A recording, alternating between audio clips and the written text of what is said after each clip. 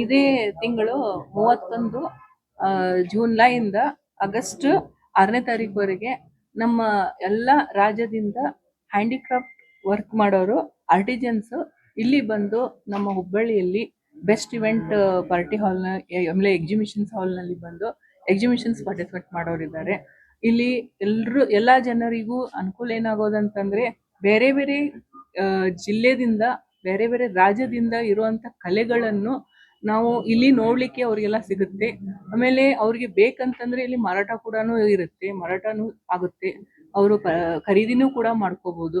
ಮತ್ತು ಎಂತ ನಾವು ಇಂಟೀರಿಯಲ್ ವರ್ಕ್ ಮಾಡೋಕ್ಕಿರ್ಬೋದು, ಮತ್ತು ಸಾರಿ ಲೂಮ್ಸ್ ಇರ್ಬೋದು, ಎಂಬ್ರಾಯ್ಡ್ರಿ ವರ್ಕ್ ಇರ್ಬೋದು, ಅವೆಲ್ಲ ಹುಡುಕ್ತಾ ಇರ್ತೇವೆ ನಾವು ಎಲ್ಲಿ ಸಿಗ್ತೇವೆ ಅಂತೇಳಿ. ಬಟ್ ಇಲ್ಲೆಲ್ಲರೂ ಬರ್ತಾ ಇದ್ದಾರೆ. ನಿಮ್ಮ ಭಾಗದಲ್ಲಿ ಎಲ್ಲಾ ಭಾಗದಿಂದನೂ ನಮ್ಮ ಭಾಗದಲ್ಲಿ ಬಂದು ಮಾರಾಟ ಮಾಡೋರಿದ್ದಾರೆ.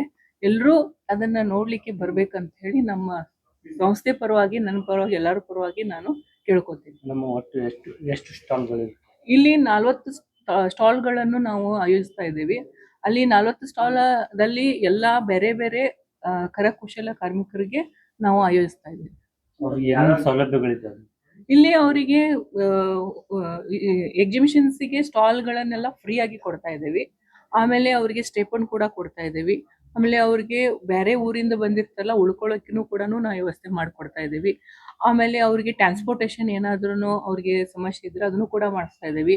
ಮತ್ತು ಅವ್ರ ಟ್ರಾವೆಲ್ ಎಕ್ಸ್ಪೆನ್ಸ್ ಏನಿರುತ್ತೆ ಅದನ್ನು ಕೂಡ ನಮ್ಮ ಇಲಾಖೆಯಿಂದ ಮಾಡ್ತಾ ಇದ್ದೀವಿ. ಪ್ರತಿ ವರ್ಷ ನಡೀತದೆ ಇದು ಪ್ರತಿ ವರ್ಷ ನಡೀತದ, ಬಟ್ ಈ ವರ್ಷ ನಮ್ಮ ಸಂಸ್ಥೆಯಿಂದ ನಡೆಸ್ತಾ ಇದ್ದೀವಿ. ಇದು ಬೆಂಗಳೂರು, ಮೈಸೂರು, ಆಮೇಲೆ ಪಾಂಡಿಚೇರಿ, ಆಮೇಲೆ ಹೈದರಾಬಾದು, ಆಮೇಲೆ ಉತ್ತರ ಕರ್ನಾಟಕ, ಉತ್ತರ ಭಾರತ ಎಲ್ಲ ಕಡೆಯಿಂದ ಬರ್ತಾ ಇದ್ದಾರೆ.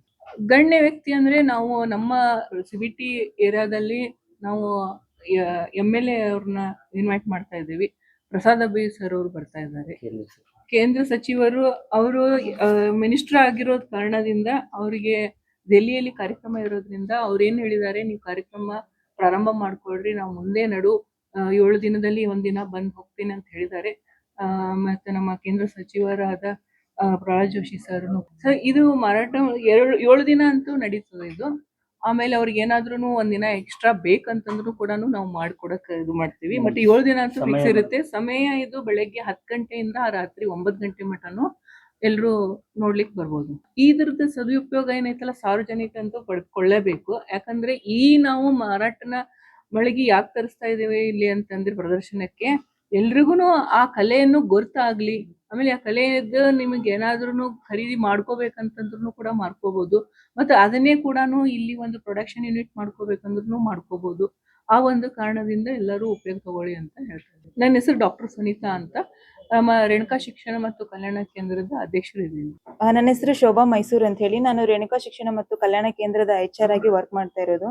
ಈ ವರ್ಷದಲ್ಲಿ ನಾವು ಅಭಿವೃದ್ಧಿ ಆಯುಕ್ತರ ಇಲಾಖೆಯ ವತಿಯಿಂದ ನಾವು ಗಾಂಧಿ ಶಿಲ್ಪ ಬಜಾರ್ ಅಂತ ಹೇಳಿ ನಾವು ಎಲ್ಲ ನಮ್ಮ ಇಂಡಿಯಾದ ವತಿಯವರಿಂದ 40 ಜನ ಆರ್ಟಿಸನ್ಸ್ಗೆ ಅಂತ ಹೇಳಿ ನಾವು ಎಕ್ಸಿಬಿಷನ್ ಅನ್ನ ಕಂಡಕ್ಟ್ ಮಾಡ್ತಾ ಇದ್ದೀವಿ. ಇದೇ ಜುಲೈ 31ನೇ ತಾರೀಕಿನಿಂದ ಆಗಸ್ಟ್ 6ನೇ ತಾರೀಕಿನವರೆಗೆ 7 ದಿನದ ಒಂದು ಎಕ್ಸಿಬಿಷನ್ ಅನ್ನ ಕಂಡಕ್ಟ್ ಮಾಡ್ತಾ ಇದ್ದೀವಿ. ಇದರಲ್ಲಿ ನಮ್ಮ ಪೂರ್ತಿ ಎಲ್ಲಾ ಕಡೆ ಭಾರತದಿಂದ ವಿವಿಧ ರೀತಿಯ ಕರಕುಶಲ ವ್ಯಕ್ತಿಗಳು ಅವರು ಮಾಡಿದಂತ ಒಂದು ಹ್ಯಾಂಡಿಕ್ರಾಫ್ಟ್ ಮಟೀರಿಯಲ್ಸ್ ಅನ್ನ ತಗೊಂಡ್ ಬಂದು ಇಲ್ಲಿ ಪ್ರದರ್ಶನ ಮಾಡಿ ಎಲ್ಲ ಜನರಿಗೂ ಕೂಡ ಅದನ್ನ ಮಾರಾಟ ಮಾಡುವಂತ ಕೆಲಸನೂ ಕೂಡ ಮಾಡ್ತಾ ಇದ್ದಾರೆ. ನಮ್ಗೆ ಎಷ್ಟೋ ಜನಕ್ಕೆ ಆಸೆ ಇರುತ್ತೆ ನಾವು ಹೋಗಿ ಎಲ್ಲ ಭಾರತ ಸುತ್ಕೊಂಡ್ ಬರ್ಬೇಕು ಅಂತ ಹೇಳಿ, ಬಟ್ ಆಗೋದಿಲ್ಲ. ಬಟ್ ನಾವು ಅದು ಅವಕಾಶನ ಜನರಿಗೆ ಇವಾಗ ಎಲ್ಲಾ ಭಾರತದವರೇ ಇಲ್ಲಿ ಬಂದು ಒಂದು ಮಾರಾಟ ಮಾಡಿದಾಗ ಜನರಿಗೆ ಅದನ್ನ ಕೊಂಡ್ಕೊಳ್ಳುವಂತ ಅವಕಾಶವನ್ನ ನಾವು ಮಾಡ್ಕೊಡ್ತಾ ಇದೀವಿ. ಎಲ್ಲಾ ಜನರು ಬಂದು ಇದನ್ನ ಸದುಪಯೋಗ ತಗೋಬೇಕು ಅಂತ ಹೇಳಿ ಎಲ್ಲರಲ್ಲೂ ಕೂಡ ವಿನಂತಿಸ್ಕೊಳ್ತೀವಿ. ಧನ್ಯವಾದ.